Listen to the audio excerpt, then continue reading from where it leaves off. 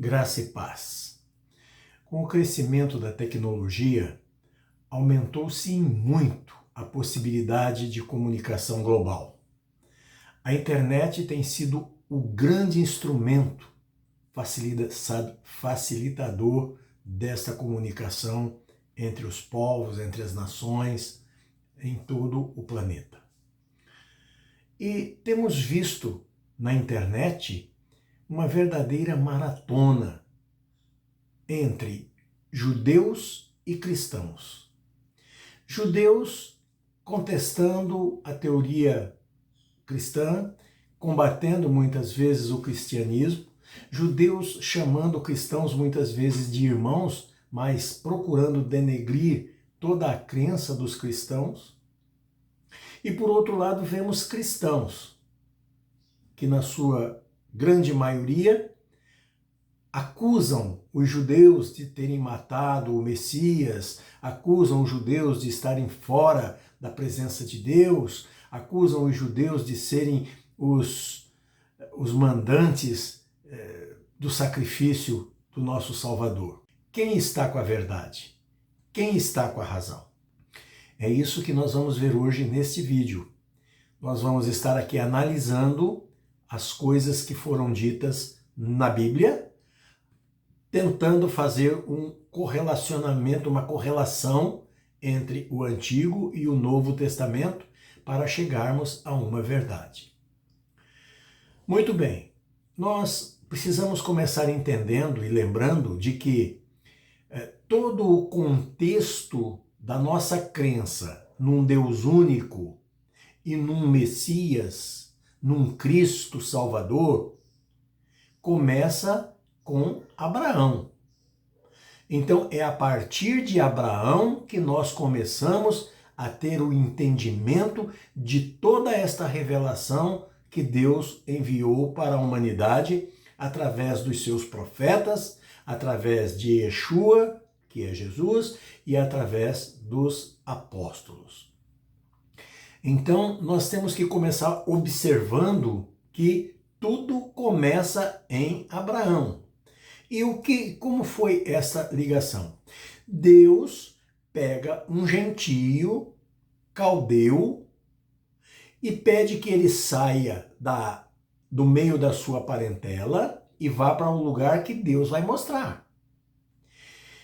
Esse caldeu ouve a voz de Deus, entende e crê nela e obedece o que lhe é determinado. E ele vai para o lugar que lhe é indicado. E então aí começa todo o desenrolar da história que vai formar o povo de Israel e que vai trazer toda a revelação bíblica para a humanidade. Abraão gera Isaac, que gera Jacó.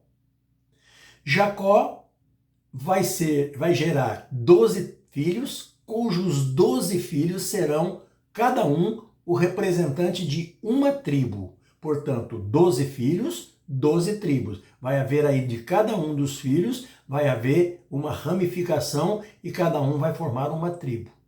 Estas 12 tribos juntas formam todo o povo de Israel.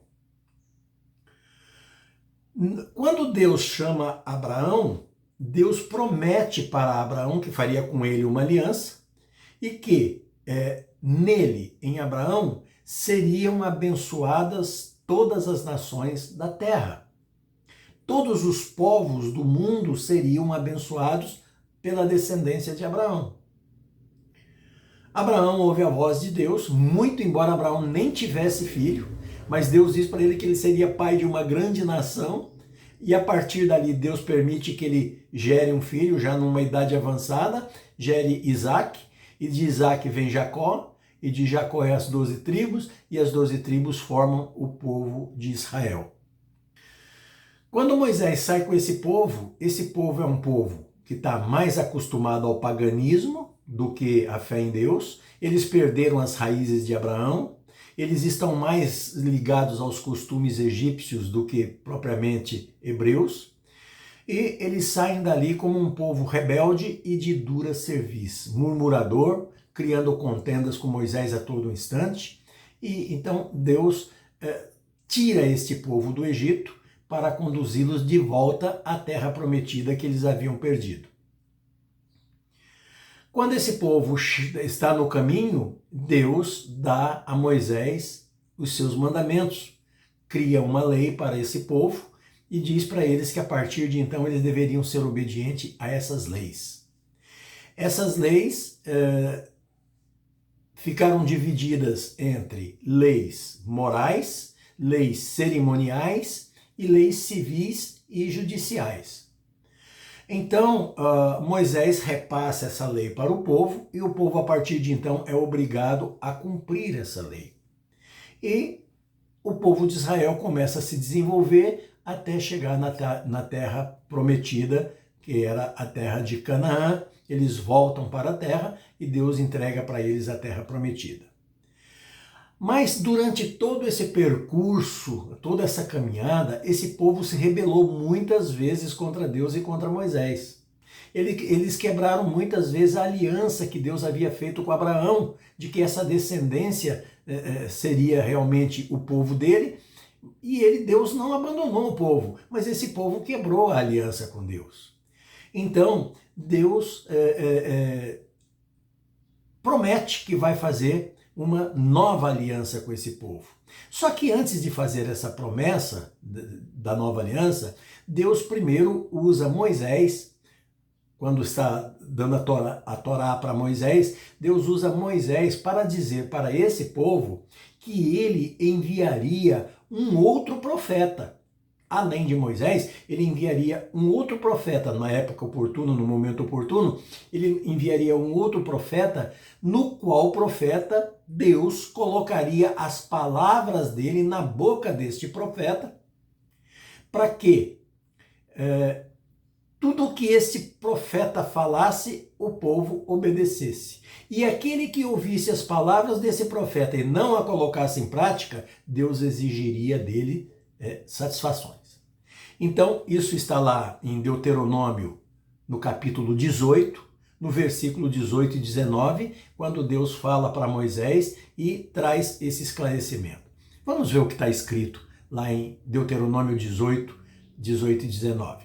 Diz assim: Eis que lhe suscitarei um profeta do meio dos seus irmãos como tu, e porei as minhas palavras na sua boca, e ele lhes falará tudo o que eu lhes ordenar. E será que qualquer que não ouvir as palavras que ele falar em meu nome, eu o requererei dele. Então veja que Deus faz a promessa de enviar um outro profeta. Profeta, guarde bem isso, um outro profeta, para, no lugar de Moisés, né? Esse profeta seria tirado do meio do povo, seria um homem normal tirado do meio do povo, mas que Deus o ungiria com a palavra dele. Deus colocaria a palavra dele nesse profeta. E tudo que esse profeta falasse em nome de Deus teria que ser obedecido, porque era lei de Deus. Então, o povo recebe esta profecia, né? E após revelar que enviaria o Messias, Deus revela que fará uma nova aliança com o povo de Israel. Haja vista o povo, os pais anteriores desse povo, os patriarcas, né? Não bem os patriarcas, mas os intermediários entre os patriarcas e o povo atual, haviam quebrado a aliança que Deus havia feito com Abraão. Então Deus faria uma nova aliança com este povo. E daí Deus, através do profeta Jeremias, no capítulo de número 31, no versículo de número 31, Deus então avisa para o povo que vai fazer uma nova aliança com eles. E nessa nova aliança, Deus diz o seguinte, Jeremias 31, 31. Eis que dias vêm, diz o Senhor, em que farei uma nova aliança com a casa de Israel e com a casa de Judá. Então, veja que Deus aí está fazendo uma promessa de que em dias vindouros ele vai fazer uma outra aliança com o povo. Quer dizer, ele tinha a primeira aliança que ele fez, o primeiro mandamento, né? Que é o primeiro testamento que ele fez, a aliança, o testamento que ele deixou para o povo de Israel, mas que foi quebrado pelos antigos. Agora Deus vai fazer uma nova aliança com esse povo. Então, Deus está aí através do profeta Jeremias, no capítulo 31, versículo 31, dizendo ao povo que vai fazer uma nova aliança com a casa de Israel e de Judá. E daí no versículo de número 33, Jeremias 31 ainda, 33, Deus esclarece como vai ser esta aliança. E ele diz o seguinte: mas esta é a aliança que farei com a casa de Israel depois daqueles dias, diz o Senhor. Porei a minha lei no seu interior e a escreverei no seu coração. E serei o seu Deus e eles serão o meu povo. Olha bem, esta nova aliança, Deus diz que vai pôr a lei dele no interior do povo. E vai escrever essa lei no coração do povo. E esse povo será o seu Deus, e ele será o seu Deus, e esse povo será o povo dele. Agora, observe que este povo que está ouvindo essa promessa através de Jeremias, eles já tinham a aliança primeira de Moisés, na qual havia uma lei escrita nas tábuas de pedra, que eram as leis dadas por Moisés, dada a Deus para Moisés, e Moisés é passado para o povo. Agora Deus está dizendo que vai colocar esta lei no coração. Quer dizer, antigamente era exterior. A pessoa fazia as coisas exteriormente. Cometia um pecado, pagava o pecado. Ia lá, fazia um sacrifício, um holocausto, pagava o pecado, estava liberado. Mas não quebrava a maldição do Éden. Aquele pecado só era pago, o pecado imediato. A maldição do Éden continuava sobre as pessoas. Essa maldição só o Messias poderia quebrar. Só ele poderia quebrar, pagar essa maldição e quebrar. Então, os pecados de holocausto, os holocaustos para a remissão dos pecados, eram apenas para os pecados imediatos. Então, Deus está dizendo agora que vai pegar a lei e colocar no coração do povo, no seu interior, dentro do indivíduo. E o indivíduo que estiver dentro da obediência dessa lei, ele será o Deus desses indivíduos e esses indivíduos serão o seu povo. Agora, como colocar essa lei dentro do coração? Por quê?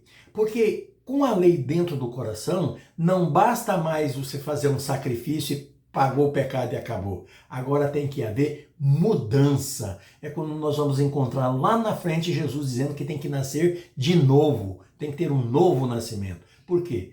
Porque o indivíduo velho, ele está afeito ao pecado, ligado ao pecado. Na nova aliança, esse pecado foi pago por Jesus na cruz. Então, a maldição foi quebrada. Agora, os pecados imediatos, o indivíduo tem que vencê-los pelo arrependimento. Ele tem fé, ele crê em Yeshua, em Jesus, ele aceita Yeshua como seu Senhor, aceita que Yeshua é enviado de Deus, ungido de Deus, e então ele muda, ele morre aquele homem velho de pecado e nasce um homem novo para a glória de Deus e para a alegria da vida dele. Logo, o que está acontecendo? A lei está dentro dele, está no coração dele. E quando a lei está dentro do indivíduo, no coração do indivíduo, o indivíduo cumpre ela por quê? Porque ele reconhece que ele errou, ele olha para trás, ele olha para o ato dele, ele reconhece que ele cometeu a infração. Então ele se arrepende dela e se coloca na presença de Deus e pede o perdão. Porque agora, na nova aliança, o símbolo da nova aliança é a fé, é a fidelidade com Deus. Então, é isso que Deus está falando aqui, que fará com o povo uma nova aliança. E Paulo confirma isso, traz para nós toda a confirmação dessa segunda aliança, dessa nova aliança, quando lá em Romanos 10, 19 a 21, ele diz o seguinte: primeiramente, diz Moisés, eu vos porei em ciúmes com aqueles que não são povo, com gente insensata vos provocarei a ira. E Isaías ousadamente diz, Fui achado pelos que não me buscavam, fui manifestado aos que por mim não perguntavam. Mas para Israel diz: todo dia estendi as minhas mãos a um povo rebelde e contradizente. Então veja que Deus aí, através dos profetas, primeiro Moisés, primeiro Isaías, e depois ele fala ao próprio povo de Israel, chamando o povo de Israel de um povo rebelde e contradizente. Mas que ele vai estar fazendo uma nova aliança, porque antes de fazer essa nova aliança, ele vai colocar em ciúme o povo de Israel, que é considerado o povo dele, vai colocar em ciúme com um povo insensato, um povo que não é povo, um povo que não estava cotado como o povo dele, que é um povo fora das leis que Deus havia entregue. Então, depois, diante de todo esse contexto, de toda essa confirmação das promessas de Deus, aí Pedro, lá em Atos dos Apóstolos, no versículo 15, no capítulo 15, nos versículos de 8 e 9, Pedro diz o seguinte: e Deus que conhece os corações, lhes deu testemunho, dando-lhes o Espírito Santo, assim como também a nós, e não fez diferença alguma entre eles e nós, purificando o seu coração pela fé. Então veja que agora Pedro vem confirmar para todos os apóstolos, para todo o povo judeu, que Deus não fez distinção entre o povo gentio e o povo judeu e derramou o Espírito Santo sobre os gentios, assim como deu aos judeus, deu também aos gentios, purificando o coração dos gentios pela fé. Aquele que tivesse fé, que aceitasse, se propusesse a cumprir, a ser fiel com a palavra de Deus, estaria cheio do Espírito Santo, estaria, portanto, dentro desta segunda aliança. Estaria se tornando povo de Deus e por isso estaria em ciúmes ao povo de Israel, que era realmente o povo escolhido de Deus e que é até hoje. Israel é a menina dos olhos de Deus. E, finalmente, para que nós possamos coroar esse entendimento de uma nova aliança, de uma segunda aliança, Paulo diz lá em Romanos 2, de 28 a 29, que diz o seguinte: porque não é judeu o que é exteriormente, e nem é circuncisão o que é exteriormente na carne, mas judeu é o que é no seu interior, e circuncisão a que é no seu coração. Então veja que agora Paulo esclarece que não é judeu aquele que tem aparência de judeu, que por fora é judeu, que aparentemente é judeu de nascimento, de genética, mas que não obedece à lei de Deus no coração. O judeu verdadeiro é aquele que tem a lei no seu coração, assim como um gentio que tem a lei no seu coração se torna judeu. Porque a lei está no coração do homem, não mais na tábua. O homem tem que olhar para Deus, ser obediente a Deus, ser servil a Deus, estar colocado na presença de Deus em obediência a tudo aquilo que Deus determinou. Este está com a lei no seu coração. Ele sente o desejo de obedecer, de estar na presença de Deus. Este é o judeu verdadeiro. Não importa se ele é de nascimento ou não, mas é o judeu verdadeiro, é o povo de Deus verdadeiro. E é isso que está sendo dito aqui.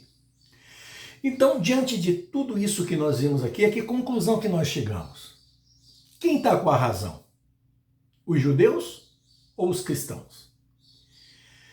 Amados, é preciso entender que os dois segmentos, tanto judeus como cristãos, têm o seu ponto positivo. O que precisa é aparar as arestas e tirar os pontos negativos que impedem o entrosamento, a comunicação entre judeus e cristãos. Porque os judeus, como povo de Deus, eles têm tradições que são próprias deles, foram dadas para eles pela condição em que eles foram alcançados, em que eles foram gerados e depois alcançados quando estavam escravos, na sua libertação. Deus colocou algumas situações que são características e próprias deles pelaquela escravidão vivida no Egito. Então eles têm que obedecer aquilo, porque foi dado para eles como um estatuto perpétuo. Eles só não precisam obedecer mais aqueles rituais que antecediam a vida do Messias. Porque depois que o Messias chegou, sangue de bode, de touro, sangue de animal não tem mais poder nenhum. Isso aí se tornou obsoleto. Não há sacrifício maior do que o sangue de Jesus, o sangue de Yeshua derramado na cruz do Calvário. Então, essa ritualística da lei levítica que exigia justificação de pecados através de sangue de animal, isso aí caiu por terra. Hoje eles têm que observar o sacrifício da cruz, o sangue de Jesus. Mas a comemoração de Pêssar, a comemoração que eles fazem também de Sukkot, né? Todas as festas judaicas que foi dado a eles como estatuto perpétuo, eles têm que observar, não havendo aí sacrifício de animais, porque Deus não mais aceita esse sacrifício de animais, haja vista que isto seria uma afronta ao sangue do ungido de Deus, do Machir de Deus, que é Yeshua. Então, se nós observarmos isso, o judeu como povo de Deus, como povo escolhido, como povo eleito, que tem a sua postura na presença de Deus, eles têm que obedecer a Torá, deixando de lado essas situações como Paulo deixou, como Pedro deixou, como os discípulos de Jesus deixaram. Eles continuaram cumprindo a lei de Deus, né, dentro daquilo que Deus havia determinado. Inclusive Jesus, antes de morrer, comemorou Pêssar, que é a Páscoa. Então, eles continuam cumprindo todo esse ritual, fora a ritualística sacerdotal do sacerdócio levítico, porque isso caiu por terra. Agora, os cristãos, eles não estão obrigados a cumprir esses atos, porque esses atos eram próprios do povo judeu pelas experiências que eles viveram da escravidão e da libertação. Os gentios se prendem agora na segunda aliança. Por quê? Porque eles foram chamados a partir da segunda aliança. Mas isso implica que eles têm que abandonar a primeira? Eles têm que abandonar a primeira na lei cerimonial. Agora, na lei moral, não. Os gentios também têm que cumprir. Os cristãos têm que cumprir a lei moral de Deus, porque a lei moral de Deus não cai nunca. Ela é tão eterna quanto o próprio Deus. Então, é isso que precisa ser observado. No momento em que os judeus deixarem de lado a ritualística de sangue, de sacrifício de animais, aquela ritualística do sacerdócio levítico, e olharem para a nova aliança com o sangue de Jesus como purificação, o sacrifício de Jesus e os mandamentos de agora viver interiormente a palavra de Deus e não exteriormente, mas viver interiormente, viver dentro do coração e agir por ela, então ele se torna o salvo, ele se torna realmente o ramo da oliveira verdadeira, que é Yeshua, e os gentios que obedecem também isso acabam sendo introduzidos nesse ramo, eles são enxertados nesse ramo. E daí judeus e gentios se unem no tronco da oliveira verdadeira, que é Yeshua, que é Jesus. E ambos se tornam povo de Deus. Um com tradições diferentes, porque também tem uma vivência diferente, e Deus teve com eles um propósito diferente.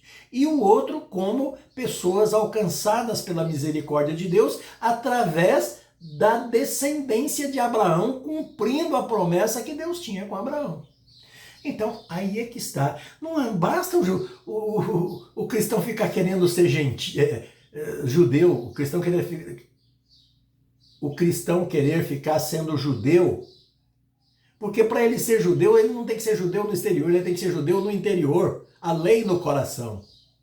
E não adianta o judeu ficar apontando o dedo para Yeshua, para os cristãos, e dizendo que Yeshua não é o Machir, não é o Messias, e que os cristãos estão presos ao Messias falso, ao Messias romano, quando os judeus também, através do ritual antigo levítico, com justificação de pecados através de sangue de bodes que eles estão querendo construir um terceiro templo para poder voltar ao sacrifício, eles também não estarão justificados.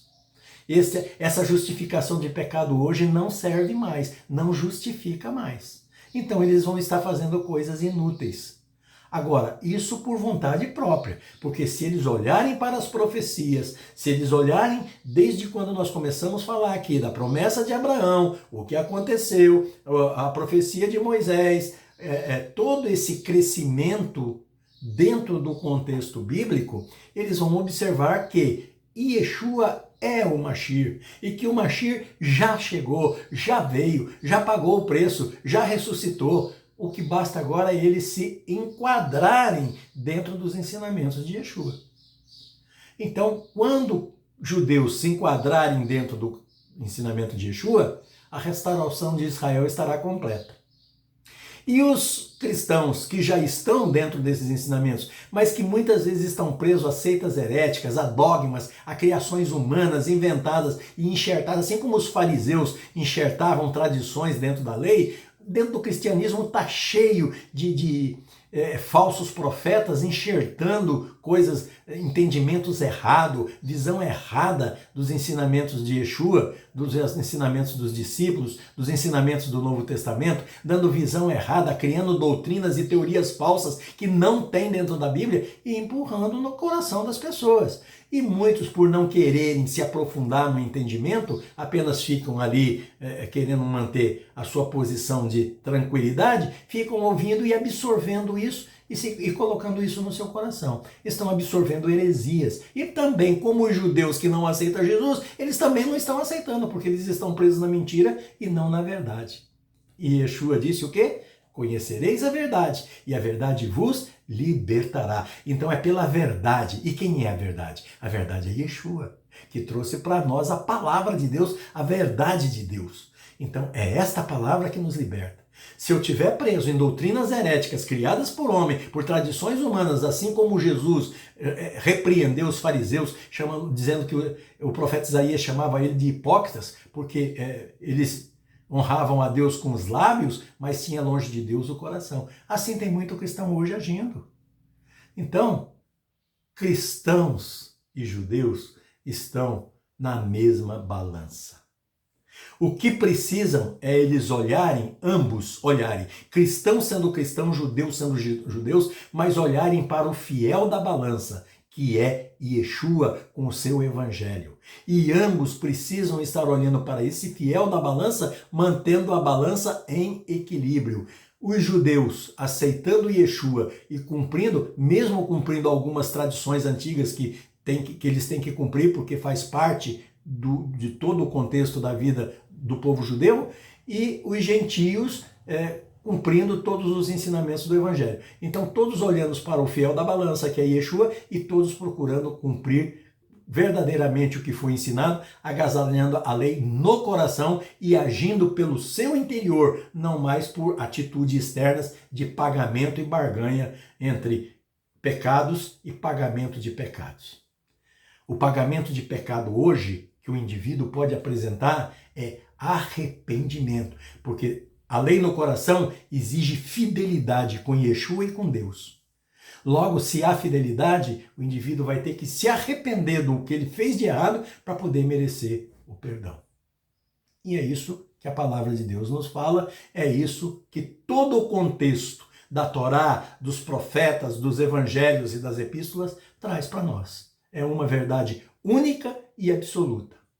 Então, cristãos continuem cristãos, olhando para o evangelho de Yeshua e cumprindo o que ele determina. Judeus continuem judeus, olhando para o evangelho de Yeshua e cumprindo o que ele determina, observando também algumas coisas necessárias que são próprias dos judeus e não querendo exigir que o gentio cumpra aquilo, porque aquilo é próprio do judeu e não do gentio. Ok, amados? Eu espero ter sido claro. Espero que você tenha realmente entendido tudo que foi falado até aqui. Desejo de coração que as bênçãos de Deus desçam abundantes sobre a sua vida, que o Espírito Santo encha a sua mente, o seu coração de luz, te dando entendimento de toda a palavra de Deus e toda a verdade de Deus, e que você possa a cada dia saber qual é a boa, perfeita e agradável vontade de Deus para a sua vida. Que assim seja, em nome de Yeshua, em nome de Jesus.